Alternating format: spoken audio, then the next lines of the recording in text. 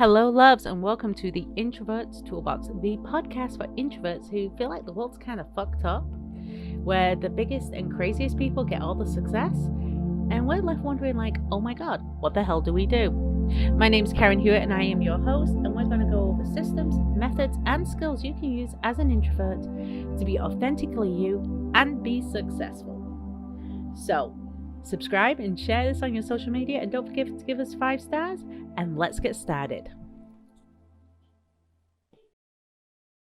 Hello, my loves. So today we're going to take something slightly different. We're actually going to talk about shadow work and digging down into some of the things that are going in your life to make you feel stronger, to make you feel more capable, to help you get direction and purpose. So with this, I'm going to share some stuff that I've been doing recently. And this is because I like to be completely transparent, completely honest. And I've been struggling recently. So I had to go, okay, so why am I struggling? What is going on? When you have this, the purpose of shadow work is to ask yourself questions. And when you ask yourself questions, be really honest with the answers. I have mine right here, and I'm actually going to share the questions and share my own answers so you can see this personal connection. And this helps you get direction. It helps you see what's important. It helps you see the direction you want to go in. It helps you understand things you want to do and also things you want to change. So one of the first questions I asked was, what identifies me? How am I identified by myself? What is the things that I put importance on? Now, identity is so much, and it's not just your name, it's not just your gender, it's just not your orientation, it's not any of these. And so when I came up with my list, it's like, okay, so first, I'm a mom. I have 5 kids. You can probably hear them in the background. I'm a witch. I'm pagan. I'm pansexual. I'm British. I'm really, if you haven't noticed how fucking sarcastic I am by now, you're missing the point. I'm intelligent, crystals. I love cherry, like blossoms to sex. I mean, seriously, cherry blossoms are life for me. I'm an introvert. I love the word fuck, and I'm quick-witted. Okay, so that's who I am. I'm also real, and I'm also authentic, and I don't sugarcoat, stuff like that. So then it's like, well, who do I want people to see? Because you always have this who you are and who you want people to see. So let's look at who you want people to see. And it's like things like, I want them to see I'm kind, I'm strong, I'm independent, I'm authentic, I'm magical, I'm successful. I have a high EQ. Now, IQ, EQ, emotional intelligence. And I want to be pretty. I mean, this is like so shallow on that. Like, I want people to see me as pretty because I want to see me as pretty. I've always had a confidence issue about my appearance because I was told for so long how ugly and unattractive I was. So it's like, okay, how can I be pretty today? And it is a big deal to me. But I also want to be seen as a good mom. I'm a crazy mom, but I'm a good mom. So now I've given you the first 2 questions. What identifies you and how do you want people to see you? So then the next one was really difficult. Okay. The next question was really hard for me. It was like, what makes you happy? What is it that makes me happy? And if you've ever honestly asked yourself that question, and I mean, like, honestly asked yourself that question, people like always go, oh, and it's like when I was doing the first thing, it was puppies. I love puppies. I love being by the water. I love my family. I love playing with people. It's fun for me. I love to draw. I loved it when I used to play the piano. So it's like, maybe I should get back into playing the piano again. I loved it. I love to read. I am an avid reader. I read everything from nonfiction to fiction. And then what makes me happy is having connection, having love. I need to feel connected to somebody on a real deep level in order to feel happy with them. So I now know what identifies me. I now know how I want to be identified. I also know how I'm happy. So my next question, like I said, this is being real. This is being raw. I mean, like, I'm letting you in on the side that I didn't expect to share publicly because this was like shadow work. This is something deep and intimately personal to me. But you're going to find out who I am, like, on a cellular level, basically. It's like, how do I have fun? What is it that's fun for me? How do I have fun? It's things like, I love going to art exhibits. I love art. I love being a foodie. Like, oh my gosh, give me good food any day. Like, I love to eat. But I don't love to eat. It's like, it's so weird. I love to eat good food. I love being in nature. I love symphonies. I love opera. Oh my gosh, I could listen to an opera and just lose myself in an opera. And people don't expect that when they look at me, that I'm a big opera fan, but the stories, the drama. It's better than a telenovela. Ballet. I love ballet. I went to the Phoenix Ballet a few years ago, and I didn't care for it so much because it was not as high level as I've been used to seeing. But then again, when I grew up, I went to see things like the London Ballet. It's like the levels. It's something else. Stargate. Oh gosh, I love stars. I love astrology. I love doing my tarot. I love playing with my crystals. I love doing family activities, movies. Again, that connection's coming up, and reading time. So, okay, what I do to fun and what makes me happy, there's a lot of overlay. There's a lot of things that are crossing over to make it, stronger. So what I'm saying here is I really need more family time. I really need that connection. I nearly need time for myself to recharge. I'm an introvert. Reading is one of my recharge mantras. It's how I recharge. So then I started to dig into some of the more stressful things, like, well, what do I want? And that is like the biggest question you can ever ask anyone. Well, what do you want? And I'm not just talking about what I want for dinner. I'm talking about what do I want for life? So I came up with a lot of this, and it's like, oh gosh, I cannot believe I'm sharing this. What do I love? I want love. I want stability. I want calm and peace. I want financial freedom. I want to feel pretty. Like I want to feel like, oh my gosh, she's so hot, and that's me. Again, that comes from years of being bullied on my looks. I don't want to be in pain anymore. I have a lot of like knee pain. I have migraines, things like that. And I want to come up with those solutions. So I don't want that pain anymore, that physical pain. And part of that is because I've been scared of going to the doctor. Now I'll share that on another podcast because that's kind of like a trippy story. I want that unconditional support, and I want to be heard. I want to be able to have conversations in relationships and friendships, and for someone to turn around and hear me and say, they don't have to agree with me, but listen to me and say, okay, I heard. Just, I know where you're coming from, or I understand where you think you're coming from. And then after hearing me say, okay, so how can I help? Or do you want help? Or do you just want support? I mean, I don't think I'm asking too much, but at the same time, I sometimes do. Excuse me. I'm going to take a drink. Yes, I love my cup. For those listening on the podcast, it says, I intend to be rich as fuck. Simple as that. So then it was like, well, what inspires me? So I know what I want, but what inspires me? And it's peace and calm. Peace and calm is always inspirational to me. My mom. And again, I'll have to do another episode when I talk about my mom, because I wish everyone had a mom like mine. And since she's been gone, she's missed. And she was my best friend. She was my everything. Love inspires me. And I've been one person that's been known to say, I don't believe in love. I don't believe in romance, but that's a front. That's something I do to hide the fact that love scares me and it inspires me. And I know that when that is there, it's going to be the most powerful, strongest thing in the world for me. But the whole journey to it is terrifying. And if you did not know, I'm Wiccan pagan, or one of the goddesses I lean heavily into, who I have lots of conversations with, who I love dearly, is Lilith, and my secondary is Athena. And then occasionally Freya will slap me upside the head. So, but Lilith is my primary. So that's what inspires me.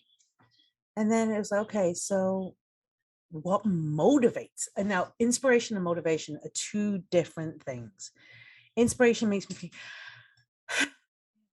and motivation makes me want to go and do it. And my play here is like, because if you've ever heard of the love languages, and again, so now I've got like 3 more podcasts to come off this one totally, because I'll have to talk about the love languages. I always thought my love language was acts of service, because when someone does something special for me, it really just makes my heart like jump a little bit. It makes me go, oh, yes. So I always thought my love language was acts of service, but I'm realizing that I'm leaning now more towards words of affirmation. And I need people to tell me when I'm doing a good job. And I often joke that there's a little phrase, and those of you that know, Okay. If you know, you know. And if you don't, it's okay. Let's keep you innocent for a little while longer. I love to be told I'm a good girl. No, I'm not talking like puppy stuff. I'm like, I'm a good girl, good job. And something that just makes me like, yay, like moments. And it's like having that words of affirmation, having been told that I'm doing good, doing well, that I'm loved, I'm cared for is something that's huge for me. But then I also crave physical affection, like hugs. And I've always been anti hug because of my trauma past. But recently, it's like when I trust somebody and I let them in and I want them close to me and I care about them and I feel safe around them. I want that physical touch, whether it's just holding hands or quick hugs or high fives. But for me, it's like the ultimate trust level. And when I have people like that around me, it makes me feel stronger and motivates me. Hope and respect also do. And then family unity. Having everything go towards family unity is everything for me. I told you, getting real raw. You're seeing whole sides of me right now that you probably never would have expected. Oh my gosh, yes. Then I've talked about all these good things. What about the bad? I mean, like, this is like feel good so far. Now we're going to talk about the stuff that makes you feel like shit. So, what causes me trauma? That was a question. Being talked down to, seeing things being thrown, the yelling, passive aggressive, behavior flips when someone's one way 1 second and then another way the other second, feeling ganged up on, people telling me that I'm not a good parent. That's like traumatizing. Like, oh no, I would do this. It's like, no, don't. Let me raise my kids and stop.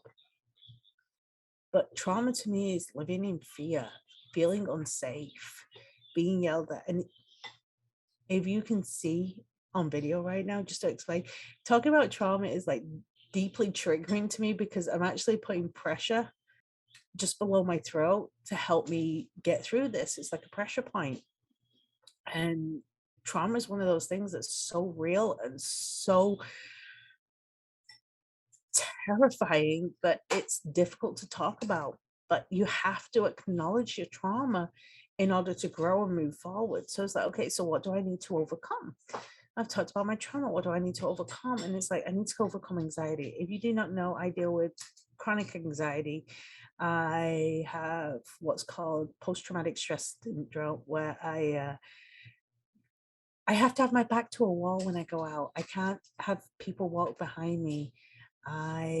Loud noises terrify me. Yelling terrifies me. I went through some shit that is just explosive. So I'm very protective and very reactive. I always want to make sure I have a way to get out of somewhere. And this is normal. This is for someone in my situation. This is normal. This is someone who's been through domestic violence. It's horrifying. Fear. Fear is something I have to get over. I fear of failure, fear of not being good enough, fear of not being lovable, fear of failing. Oh my gosh, fear of failing is huge for me. Pain, physical pain. Like I told you earlier, it's like I don't want to be in pain anymore because of my migraines. I think I need a knee replacement. I'm working with doctors to check on that because my knee went through a dashboard in the car accident when I was 18, and I've always had knee pain from it. And then I have agoraphobia.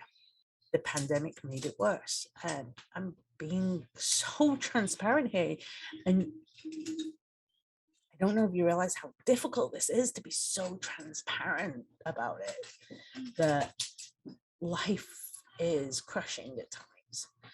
And I'm doing this to help myself and help others come through this. So, okay. So far, what we talked about was some good stuff. And then we talked about some scary stuff. Okay. So I then had to ask myself, well, what makes me sad? My current family situation makes me sad. Separation makes me sad. The kids that they have this lack of respect for me right now because things are up in the air a little bit. So they talk back to me a lot more than they used to. They argue with me a lot more than they used to. I'm making this video. Oh my God, why are you making that? Oh my God. I want crap food. I want McDonald's. It's like, oh my gosh, I'm making you like a pot roast with vegetables and all this good stuff. And yeah, it's like, please just love what I make. Moms, you all know that one. You know that you make your kids like this meal that takes you like 2 hours, and they look at you and go, "Can I have McDonald's? Can I have chicken nuggets instead?" And you're like, "No." Being alone makes me sad. Feeling alone makes me sad. And sometimes just having someone tell me that they're there helps me lift that. But feeling alone makes me sad. Feeling unneeded. Oh my gosh, that is a big one for me. And it's because I've always been the service person, and feel like I'm not needed to help people makes me super sad. And also feeling like a failure. And there's so many ways that that can come across. So I told you this was going to be raw. I told you this was going to be very real. So with all this down, I had to go, okay, so what the fuck do I want? Like, how am I going to do this? What are my goals? What are my strengths? Where am I going to look at? So I was like, okay, nonprofit work is super important to me. I love my nonprofit work. And it's like, what can I do with nonprofit? I help in leadership and communication. And it's like, I have drowning nonprofits I can work with. I want to launch my own nonprofit for CPR for kids. I want to help in domestic violence circles, all these things. It's okay, so now I know where I want to give back. What are my goals? What are my mental goals, my physical goals, my financial goals? I didn't put relationship goals on here yet because I have those and I didn't really want to share those. So those are going to be deeply personal to me at this time. But my relationship goals are definitely there. My mental goals, well, guess what? I need clarity. And then I also have to do the stupid thing where I have to go and get a GED. And why am I saying stupid? Is I have degrees. I'm very educated. I grew up in England. I went to university. I went to college. I did all that. I got my pieces of paper. And they're not in easy subjects either. They're all in sciences and maths. But they're not recognized here. Like, so I have to start from scratch because I'm in the US, which is really frustrating. So I'm like, okay, so then I'll go get my GED, go get another associate, get another bachelor, get another master's, get PhD, another one, and just get all my degrees all over again. But this time I want to do it in different topics. I want to grow my knowledge and grow my intelligence. But this way I have it and I can show my kids you can go to school, you can go to college, you can succeed. Physical, I have weight loss goals. Well, what woman doesn't? Okay, I want to be fucking skinny. I want to be beautiful, but I also want to be strong in my body. So I've put myself down at like 140 pounds is my weight loss goal. Not as how much I want to lose, but how much I want to weigh, because I think that way I'm not going to be too skinny. I'm not going to be too big, and I'm going to be healthy and strong. And it's like physically, I have hair goals, nail goals, Botox goals, because girl, I am getting older. And also I heard amazing things about Botox for migraines. You're noticing migraines might be an issue. I've mentioned them several times. Going to the gym, and I know when I lose weight, I've already lost 80 pounds. So to get down to the 140, it's like another 80 pounds. And when you look at that, that's a lot of weight to lose, okay? I know I'm going to need skin removal, but also in the physical, I've put going to the doctor. I've got going to do these medical things. I've got going doing these things so that way I can get better and stronger. And then financially, it's like, okay, so 8 figures. 8 figures is my minimum desire right now, because with that I can have a beautiful home, I can take care of my family, I can have freedom, investments, savings. I can make sure my family have a legacy in place because I don't want them to ever worry about anything. And yes, I'm going to work my ass off to get there. So how do I want to make money? We just talked about it. It's like, so how do you want to make money? And this is something I help some of my clients with, is I help them dig down to what it is that they want to do and what makes them happy, what inspires them and motivates them. And I put them on that path where they're taking what inspires them, what motivates them, what makes them happy, and using that to turn that into a passion project, and a passion project that's rewarding. So it's like my coaching, my writing, my content creation, the fact that I'm an affiliate, a representative for a company that I believe in as well. I mean, that's always trying to be, and that I speak, I get on stage and I speak. Yes, you just listen to me ramble for like 10 minutes because this was something that was just raw and honest for me to share with you. But I help people create lives that they're dreaming of. I help people get a hang on their marketing. I help people get through situations that were mentally and emotionally crushing. And the reason I do this is not because I'm perfect. I'm far from perfect, but I've been there. I've gone through it. I go through it. I deal with it and I look at it and I learn from it and I love from it. So this is like a very basic shadow work thing that I did. And I'm going to read the questions again. Please, if you need to, I'll make sure the questions are in the show notes. But write them down, answer them yourself. What identifies you? Who do you want people to see? How do you have fun? What makes you happy? What do you want? What motivates you? What inspires you? What are your traumas? What are you going to overcome? What do you want? What's important to you? What are your goals? Oh, don't forget, what's traumatizing to you and what makes you sad? We do this not to put yourself down, but to help you see what's going on. That way you can grow from it and you can use it as a tool and get through it. What your goals? Look at the mental, physical, financial, relationship, and then how do you want to make money? How do you want to live life? What is it you want to do? What is your purpose? And hopefully these questions helped you. And if you want, put in the comments a question that you're going to answer, questions that you have for me. Let's get you on your purpose. Let's get you in your passion. Let's get you in this soul alignment that makes you get up each morning and scream for joy, because that's what life's meant to be about. So I just gave you a whole bunch of tools on shadow work. I hope it's helpful, and we'll see you on the next episode. Love you, my loves. Thank you for listening to another episode of the Introvert's Toolbox. Don't forget to like and subscribe. And you know what? I want to know, what is one thing you learned today? Is there something that you're going to take and use in your life or your business? Let me know below.